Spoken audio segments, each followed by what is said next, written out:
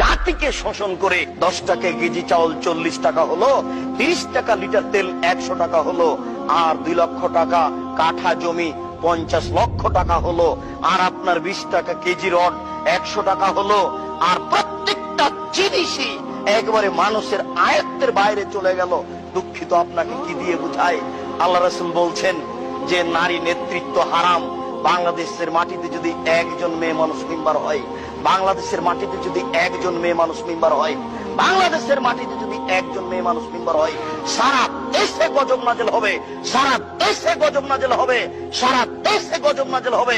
বাংলাদেশ এমন একটা বোকা দেশ, এ দেশের বড় জন নারী, মেজ জন নারী, আরে সেজ জন নারী, 3 জন নারী।